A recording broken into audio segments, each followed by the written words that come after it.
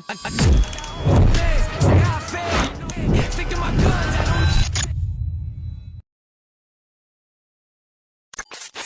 көрермен, бұл бірге бір бағдарламасы. Бүгінгі студиямыздың қонағы Қазақстан барысы 2025 турнирінің жеңімпазы, алтын тай тұяқтың иегері әскер барысы Марат Байқамұров. Айта кетейік, бағдарламамыздың демеушісі Олимпиад. Марат мырза, студиямызға қош келдіңіз. Уақыт тауып келгеніңізге алғыс білдіреміз.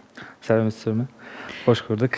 Енді Қазақстан барысын жеңдіңіз. 14 жылда Қазақстан барысының тарихында Шымкенттен шыққан балуан жеңбеген ғой. Сіз ең алғаш болып жеңіске жетіп отырсыз. Шымкентке сол алтын тай тұяқты сыйға тарттыңыз ғой. Шырайлы Шымкент туған өлкең жеңістен кейін қалай қарсы алды? Иә, өзі үлкен қошеметпен қарсы алды. Және де өзіміздің әкім мырзамызға және де спорт басқармасына өте ырзамыз. Жақсы көңіл күймен кәдімгі үлкен деңгейде қарсы алып алды. Жеңістің ертесіне жұлдыз болып ояндыңыз ба? Жоқ. Ондай жұлдыз болу ондай вообще ойда жоқ негізі. Отпаған сезім сияқты жүрдім. Әлі де былай ойланып көре алмаймын жалпы. Барыс екенін білем, бірақ ол дәрежеге деп өзімді ұстап тұрған жоқпын енді. Қарапайым топқа енді. 14 облыстан іріктелген 42 балуанның ішінде өзіңіз оқ бойы оза шықтыңыз ғой. Қанша жыл армандадыңыз? Жыл көп қой, жалпы. Спортқа келгелі ғой. Осы Қазақстан барысы біз үшін үлкен бір деңгей, үлкен бір неме ғой. Проект қой. Қазақстанда ең мықты палуан, еще салмаққа қарамайды бұл. Сол бір спортқа келгелі армандадық қой негізі. Осы Қазақстан жобасын білген. Өзіңіз іште сендіңіз және сездіңіз жеңіске жететініңізді. Иә. Ал ақтық белдесу де оңай болған жоқ қой. Дегенмен Қазақстан барысы 2024, яғни Ерасыл Қажыбаевпен өзіңіз белдесіп, екінші минутта жеңіске жеттіңіз. Иә. Қалай болды? Оңай болған жоқ ол. Ерасыл өзіміздің бір жағынан ағамыз, бауырымыз. Бірақ татамиге келген кезде бәріміз қарсыласпыз ғой. Сөйтіп бір сәті келді өзіміздің. Босаңсып қалды дегеніңіз бар еді ғой? Иә, бір момент келді ғой. Сол моментті жібермеу, жалпы өзіміздің ұстанымыз да сол ғой. Күрескен кезде әрқашан давление беру, қарсыласқа өзім бір моменті туады, сол пайдалану ғой. Ал енді бұл белдесулердің ішінде одан бөлек қайсы қиынырақ болды? Қанша балуанды жеңдіңіз ғой бір күннің ішінде? Иә, өзім 6 кездесу өткіздім ғой. Проведениеға түсіп қалдым. Енді ол бірінші айналымнан бастап бізге үлкен қысым болды жалпы. Барлық схватка қиын болды. Әсіресе үшінші схватка аса ауыр қиын болды деп айтсам да болады өзімнің. Кіммен? Әбдіғани Бейбарыс палуанмен. Енді ол күші де көп болды. Бір айласын таптым ғой сол палуан мықты болды. Ерасыл бауырымызда барлық палуандар мықты. Ол Қазақстан барысы жобасы болғандықтан өте мықты дайындалып келеді. Жалпы бір жыл күтеді ғой бұны палуандар. Сіз де бір жыл күттіңіз? Иә, бір жыл емес, мен енді 3 жыл күттім бұны. Сәтін салмай, өзім 2 рет ұтылдым ғой бұған дейін. Үлкен бір сынақтардан келді ғой бұл. Жай келе саған Қазақстан барысы емес бұл біз үшін. Үйде де бізге қанша сенім артып отырады, әке-шешеміз бар. Сол бірінші қатысқан кезімде де андай бір басқаша негізі. Шығасын, күресесің, күресіп атқанда барлық ойың күреске саласын, күресіп атасын, ештеңе ойламайсың. Ар жақтан мені көріп тұрау, халық қарап тұрау. Сөйтіп ақтық сынға жетпей сүріндім. И үшінші орынға таласар кезде де, сол кезде де уже настрой болмады. Кішкене сөйтіп отылдым, сыртқа шығам, сөйтіп телефонға қарасам, барлығы звондап отыр. Кейін ойланғасың ғой, Қазақстан барысында ұтылғаным екенімді, және бұл шанс келмейтін бір ішің күйетін жағдай бар енді. Қандай? Әке-шешең андай қуантқың келеді сол кезде. Сен ұтылғаныңды көріп, сол сәл басқаша болады екенсің өзің сезімде. Қандай сезімде болып едің сол кезде? Қазір айтуға болады, жеңістен кейін. Жеңістен кейін айтуға болады енді. Бір үмітін ақтамай қалдым ба деген. Бірақ әке шешеміз әрқашан бізге сенім артып неғылып, балам, осы сен заводқа барғанның өзі үлкен жеңіс деп әрқашан қолдау береді. Бірақ қолдаудың артында да бір сезесің ғой, бірақ өзің бір қуантқың келеді енді. Сол болды. Екінші рет қатысқанымда да өзім Қазақстан барысына. Ол кезде де енді ол жарақат әркімде болады ғой жалпы. Өзімнің жарақатым болды кішкене. Енді оны жарақат сылтау қылмаймыз. Өзім ұтылдым Ерасыл бауырымызға, Қажыбаевқа. Ол сол сізді жеңгеннен кейін Қазақстан барысы болды, иә? Иә. Сол кезде 3-ші айналымда Ерасыл Қажыбаев ұтылдым сол кезде. Мен жеңді, жоқ, кейін 2 белдесу өткізді. Иә, 3 белдесу өткізіп Қазақстан барысы атанды ғой. Сол кезде де кішкене өкініш болды енді. Біріншісіне қарағанда қатты өкіндіңіз бе ол кезде? Жоқ, енді біріншісі қатты өкініш болды мен үшін. Өйткені ақтық сынға бір қадам қалып еді. Ондай кезде босалансу вообще мен үшін үлкен бір қателік болды өмірде. Сол қателікті, жалпы қателікпен жұмыс істедім өзім. Қандай кезең, енді 1 жыл емес, 2 жылдан кейін ер кезегі 3-ке дейін дейді ғой. 3-сінде аттыңыз? 3-сінде, иә, өзіме сенімді болдым ол кезде. Барлығына дайын болдыңыз, иә? Барлығына, иә. Қай бірінші айналымға түсіп қалсам да дедім, қай палуанмен шықсам да дедім.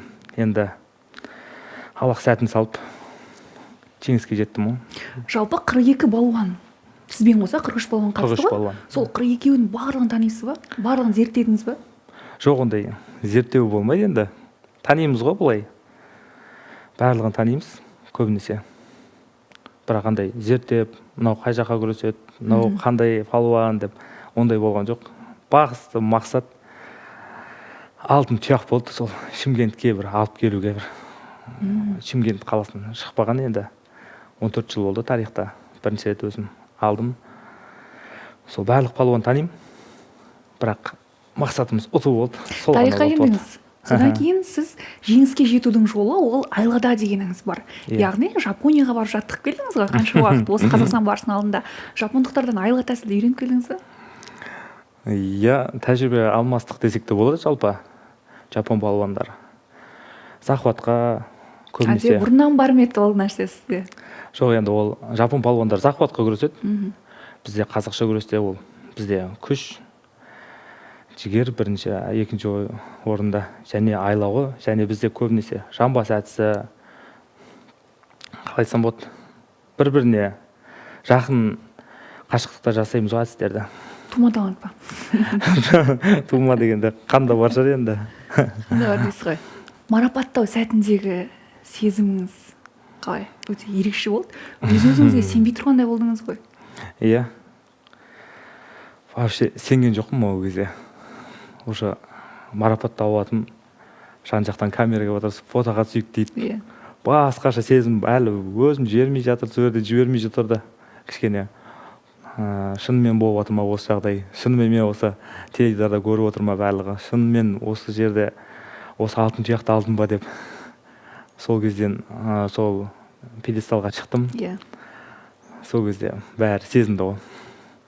Одан кейінгі ең ерекше сәт мемлекет басшысы сізді арнайы құттықтады.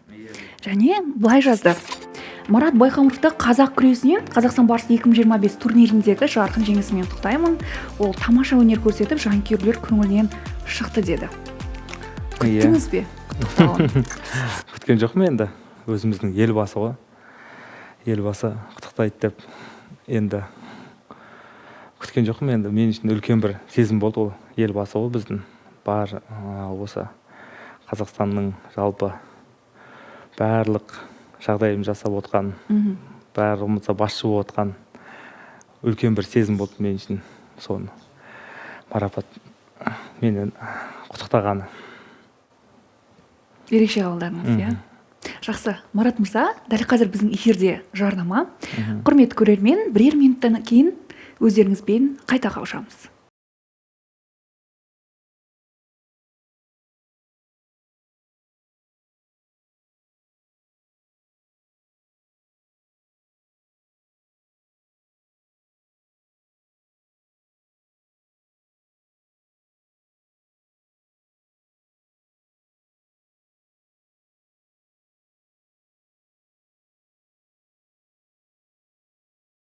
Құрмет көрермен, бұл бірге бір бағдарламасы. Марат мырза, сұхбатымызды әрі қарай жалғастырамыз.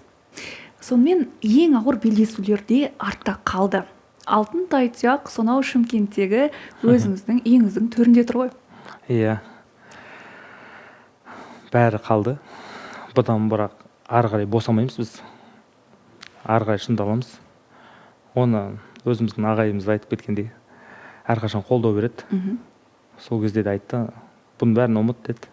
Бұл сен үшін ештеңе болмаған сияқты, отпаған сияқты деп жүрді. Неғұрлым биікке шыққан сайын, соғұрлым басыңды төмен қарай иіре бер деді. Сол ұстаным ғой өзіміздің. Жақсы. Жампейіс ағайымыз айтып кеткен. Ал енді 15 миллион теңгенің тағдыры қалай шешілді? 15 миллион пәтер бар деген сияқты. Иә. 15 миллион әлі енді қолға тиген жоқ ол. Бірақ ойластырып қойған шығарсыз? Енді сөт, иә. Бұйырса енді әркім негізі әркімнің бір проблемасы бар дейді ғой. Сол сияқты ғой. Өзінің орны бар. Жалпы айта кетсек енді өзінің кішкене орны болып тұр. Сол әке-шешені қуантып жалпы. Өзіміздің жалпы өзім енді оны айтсақ та, оны айтпасақ та ешкімге жалынбаймыз енді. Пәтер аласыз. Иә, Құдай қаласа. Пәтер алам. Сол ниеттеніп тұрмын енді. Шымкент қаласы әкіміміз өзімізге енді пәтер сыйлады. Енді бұйырса кілтін береді деген үміттеміз, Құдай қаласа. Құтты болсын. Сол кілтті күтіп жүрік. Сол енді өзімнің айта кетсем 2 балам бар. Бір ұлым, бір қызым бар. Сол енді үлкен бір жағынан үлкен болғадық. Бір үлкен пәтер алсақ па деген арман ғой жалпы. Сол арманыңызға жетіңіз. Қазақстан барысы басталғанда сіз 13 жаста болдыңыз, иә? Иә, 13 жаста болдым. Сол кезден бастап армандадыңыз ба? Иә, сол кезден әкеміз екеуміз көріп отырамыз Қазақстан барысын. Азында басталатын, сол азынан бастап кешкі сағат 9-ға дейін көріп отыратынбыз. Әкем менің шаруасы болатын, өзі органда істейтін. Барып келеді, қайттан кейін мен қарап отырам. Қайсы ұтады, кім ұтады, әрі өзімізге бір палуан аламыз. Әкем екеуміз осы ұту керек деп, қаяттен айтып, сөйтіп армандайтын. Сол кезде айтатын, Құдай қаласа мен де осы алтын тұяқты аламын деп. Бірақ әлі өзіме сеніп тұрған жоқпын. Алғанымды, сол күнге жеткізгенімді. Сізге қарағанда әкеңіз қуанып жатқан болар. Қуанды, иә, әкем. Және де біз өзім ағайларымызбен әрқашан армандайтынбыз, ол кезде айтатын. Енді алдағы меже қандай? Өзіңіз дзюдодан ұлттық құрамындасыз. Иә, ұлттық құрам мүшесіміз дзюдодан. Енді алда ендігі айдың 27-сі Абу-Даби қаласында гранд-слам өтеді. Ол мен үшін үлкен бір сынақ, үлкен бір дода.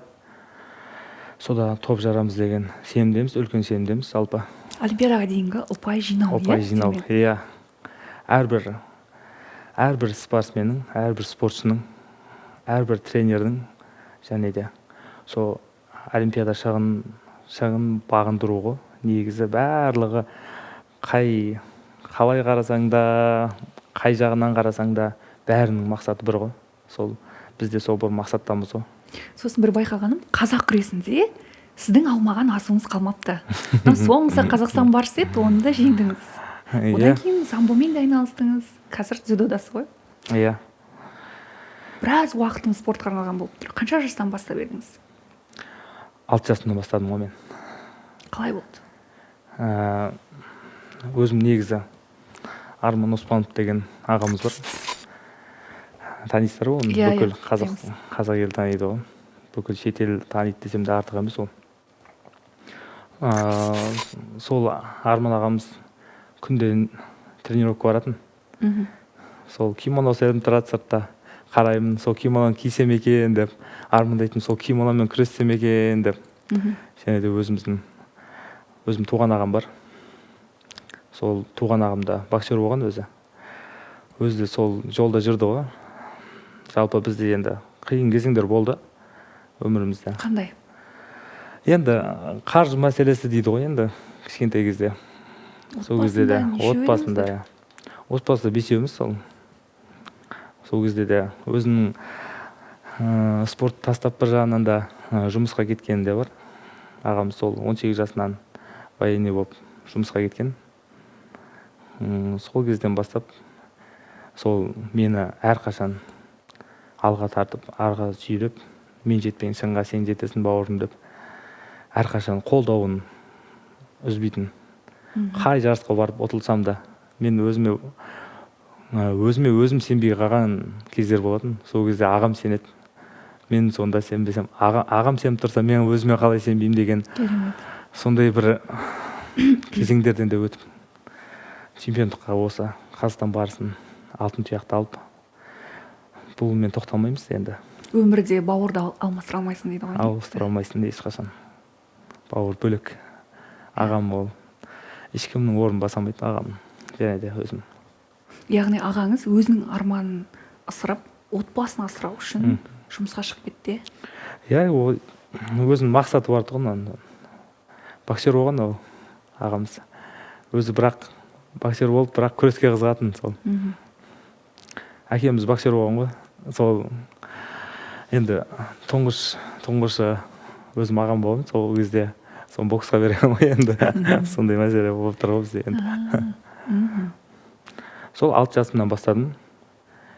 6 жасымнан бастап неше түрлі қиыншылықтар болды енді. Өзім дзюдодан бастағам негізі.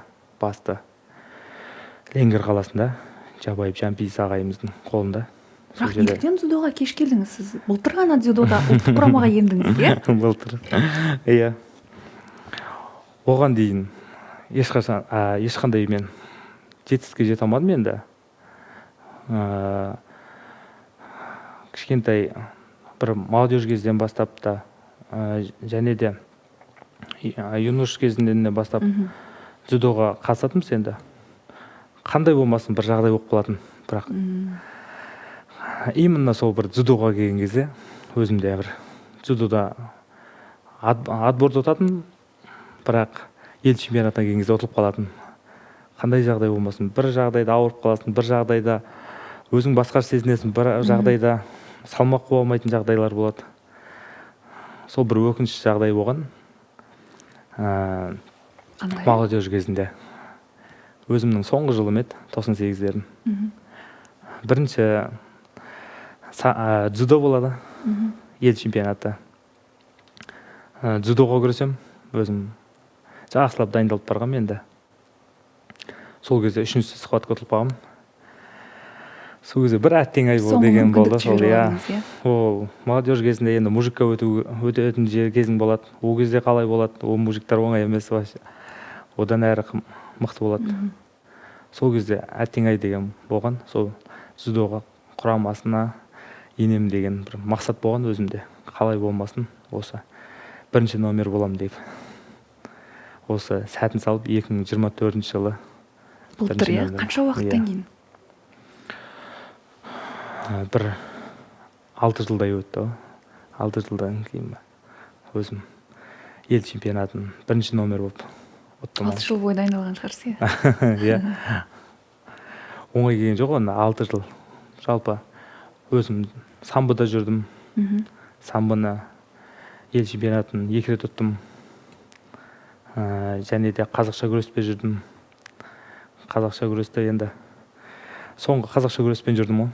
23-22 жылдары. Сол қазақша күрестің барлық титулын алайық деп ағай екеуміз сол бір мақсат қойғанбыз. Енді сол кезде Кубок Қазақстаннан бастап Кубок Қазақстанды ұттым, Кубок Азияды ұттым, Кубок Мираны ұттым. Әрқайсысынан бірінші орын алып келдім. Ел чемпионатын ұттым, Азияны ұттым, және де Мирді ұттым. Керемет.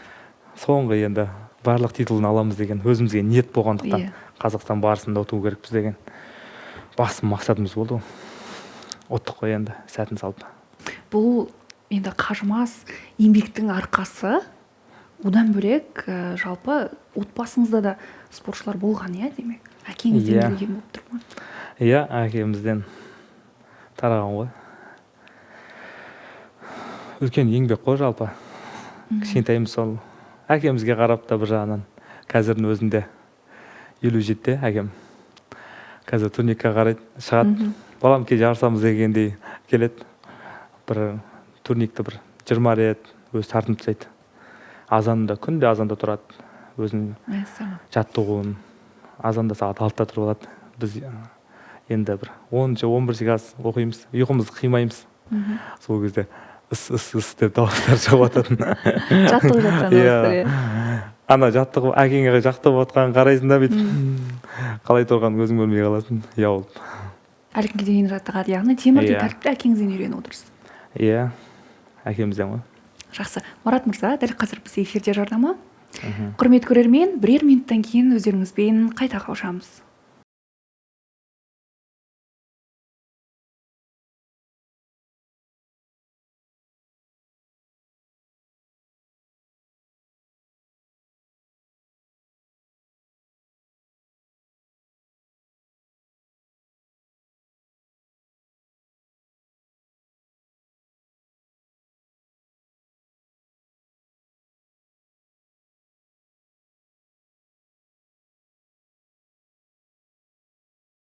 Құрметті көрермен, сұхбатымызды ары қарай жалғастырамыз. Бұл бірге бір бағдарламасы. Марат мырза, өзіңіз әскери қызметтесіз.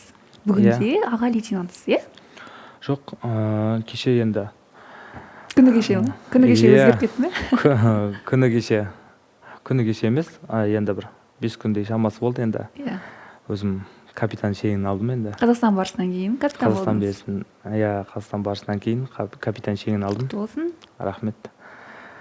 Өзім орталық армия спорт клубының сол жерде жұмыс жасаймын. Спортшы нұсқаушы болып. Бұл Қазақстан барыс тарихында әскерилердің жеңіске жетуі үшінші рет. Сізге дейін Еламан, Ерасыл Қазақстан барысы атанған, олар да әскерилер ғой. Яғни бұл Қазақстан барысында әскерилерге басымдық беріле ме, әлде қалай әскерилер мықтырақ па? Жалпы енді үйтіп айтсақ та болады, жалпы енді. Әскерлер бір жағынан қолдауды да сезінесің, артында қалың жұрт болғандықтан. Ол жерде де әскер барысында да оңай болмайды. Ұлттық ұлан бар, барлық енді военный адамдар бар енді. Бізде өзімізде ұлттық ұлан жалпы айта кетсек көп қой енді. Сол жердегі бәріміз бағымыз дейміз. Ол жерде оңай болмайды. Палуандар мықты. Өзімде бір бүйтіп қарасаң, ол жерде орын алмай қалған әскер барысында мүмкін Қазақстан барысында да орын беріп жүретіндей палуандар да болды ол жерде де. Енді бағымыз шалып, енді осы жақтан орын алып, әскерлер болғандықтан енді оңай емес қой ол жақта да. Оңай емес дейсіз. Бүгін таңда әскерге бару деген өзекті мәселе болып тұр. Жалпы жігіттің нағыз ер мінезін қалай қалыптастыруға болады? Сізден кеңес. Иә. Ол негізі әр адамның борышы деп білемін оны, әскерге бару деген. Өз отаныңды қорғау, және де ол бірінші орында тұру керек деп ойлаймын. Қандай жағдай болмасын. Күресімен ғой, енді сабағымен, өз орнымен ғой. Бірақ бірінші орында өз отаныңды қорғау ғой. Сен өзіңнің отаныңды қорғамасаң қандай азамат болдың деген сұрақ қой жалпы. Бәріміз сол тәрбиемен өскенбіз енді. Әр азамат өз отанын сүю керек, өз отанын құрметтеу керек деп ойлаймын. Өз отанын сүйіп құрметтесе, ол бірінші орында өзі барлық нәрсеге дайын болу керек. Дайын болу үшін өзі әскерге бару керек қой. Қазақстан барысындағы жеңісіңізді әкеңізге арнадыңыз. Әкеңіз сол бала кезден осы жеңіс тұғырдан сен көрініші деп айтып келген екен ғой. Иә. Әкем сезімін айта алмаймын сөзбен жеткізіп. Және де оған алдында да Гранд Слам Қазақстан барысы болған кезде де, сол тұғырда да 3-ші орын алған кезде де, бірінші отбасы деген группа болады енді. Әрқайсымызда бар ғой енді. Иә. Сол группадан звондаған кезде де әкеміздің көз жасын көргем. Сол кезде қуаныштан, кішкене көз жасым. Сол кезде бірақ көре алмады ол кезде. Қарай алмай отырған сол кезде. Қазақстан барысында да бұл сезімін сөзбен айтып жеткізу мүмкін емес енді. Әрине, дәл қазір сол өміріңіздегі ең жақын жанашыр адамыңызға, әкеңізге хабарласып жылы лебізіңізді жеткізсеңіз қалай қарайсыз? болады негізі. Хабарласып жіберейік ендеше.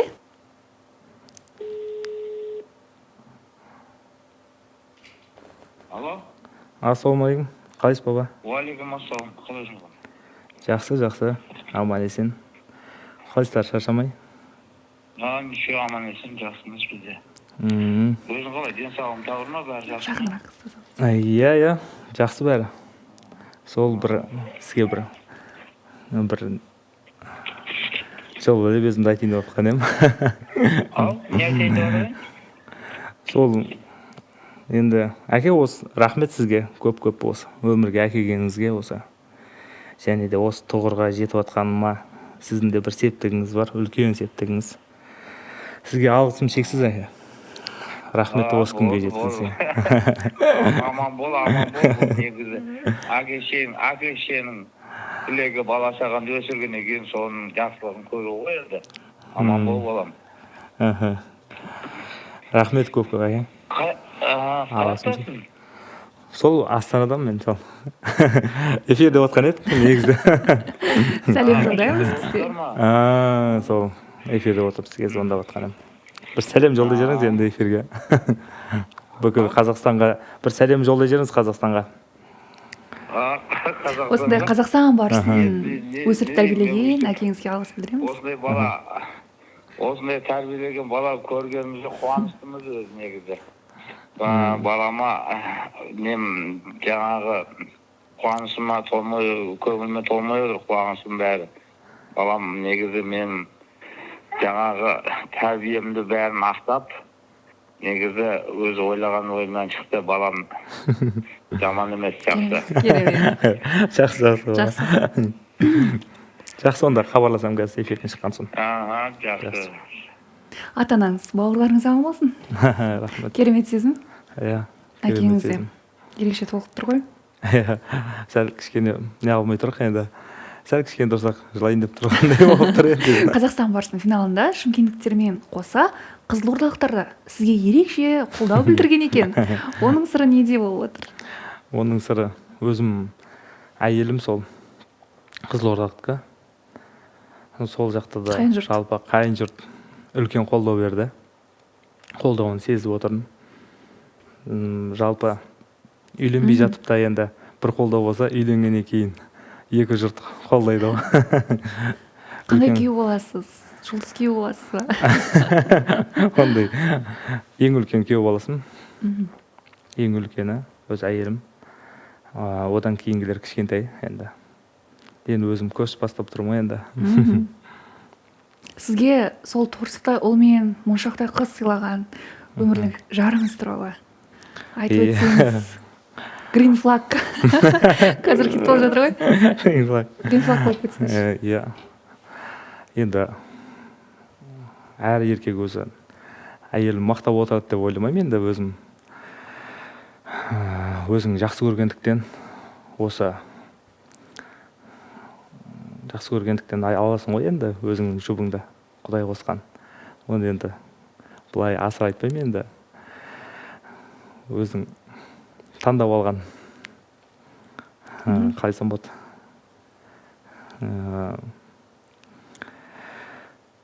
Әрқашан қолдау беретін маған сынба, әрқашан мен баптап спортта да қандай тамақ жеуіме де қай уақытта ұйықтауым керек, сол жағында да өзім енді әйеліме ырзамын енді. Ризасыз? Иә, ырзамын. Енді маған енді екі кішкентай бала сыйлап отыр маған. Бір жағынан әрқашан қолдау береді, қолдауын үзбейді. Мен десе енді. Мен де енді оны әрқашан қолдаймын. Өзім қандай жағдайда да, қандай іспенде. Керемет. Жұптарың жазылмасын. Рахмет. Ал мына өмір жолында және спорттық жолда бір өте қатты маңызды болған ең ауыр шешімді қабылдаған кез. Қай кез? Есіңізде бар ма? Иә.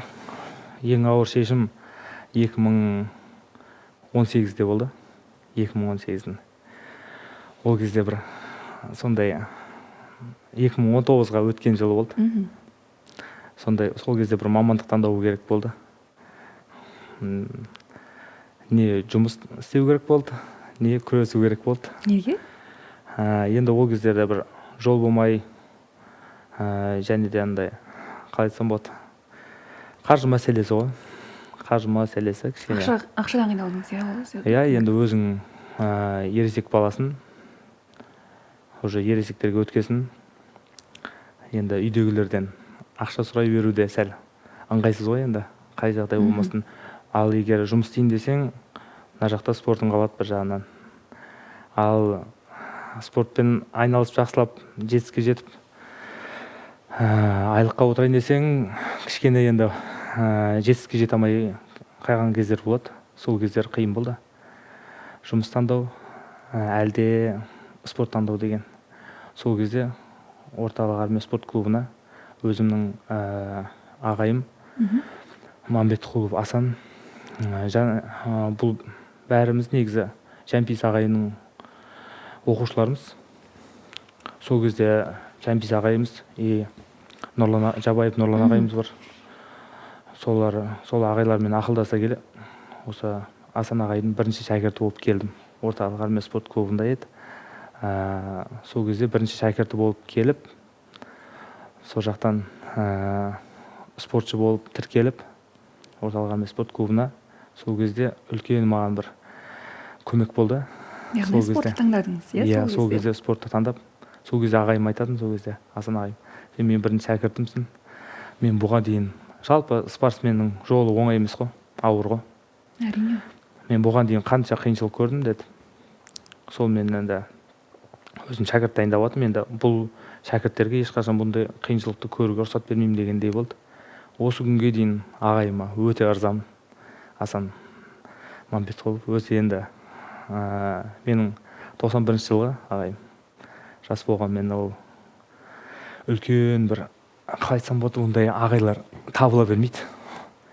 Өте тәжірибелі. Иә, тәжірибелі, қай жағынан болсын, маған ақыл жағынан да, жалпы әр жағынан поддержка беретін, қаржылай жағынан да, өзіне жетпей тұрса да, саған жеткісін, сенің витаминің, міне витаминіңді ал, осындай сумма, міне не қылма деп. Мен өзім кішкене ұялып тұратым енді, қойыңыз ағай, енді. Жалпы сол кезден бастап аса ауыр тренировка кездер келді ғой сол кезде. Оңай болған жоқ.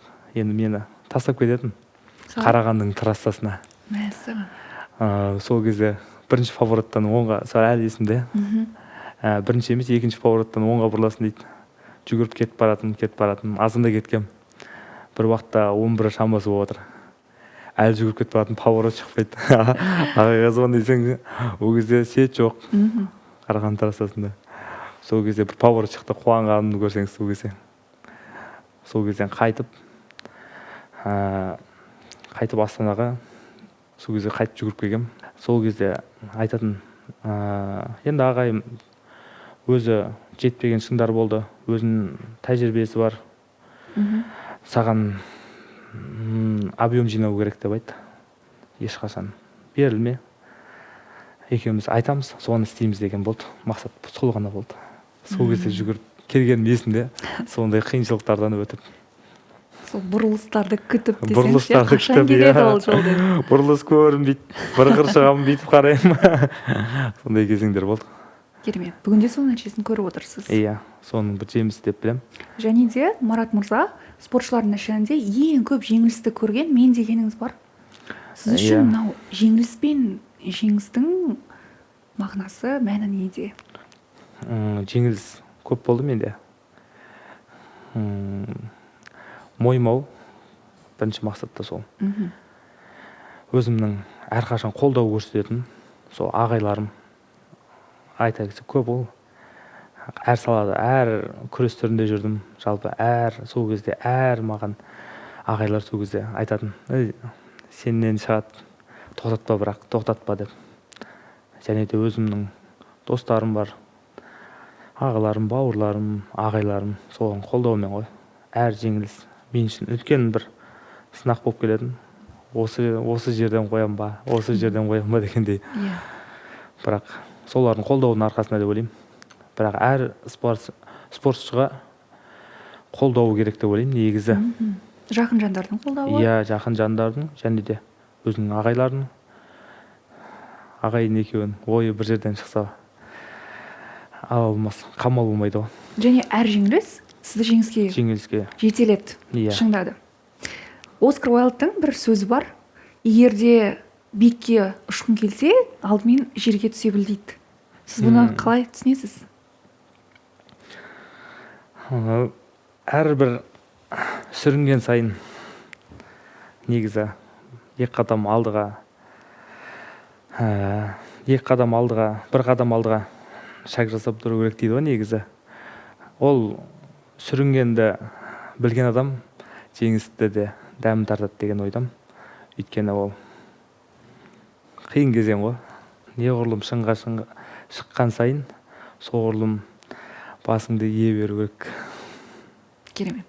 Осымен онда сұхбатымызды аяқтайық. Жастарға айтарым енді ол ешқашан мойымаңдар. Ол әр кезде сынақ келеді ол. Сынақ келген сайын ол артына бір жеңіс болып тұрады. Аллах тағала жасырып қойған. Сол кезде жеңістің дәмін тартасың. Ол бөлек, сол кезде жеңістің дәмі бөлек болады. Керемет. Және де, иә. Жеңісті күндер әлі алда. Құрмет көрермен, осымен бүгінгі шығарылымды да аяқтаймыз. Бағдарламамыздың демеушісі Олимпет, келесі шығарылымда жүздескенше.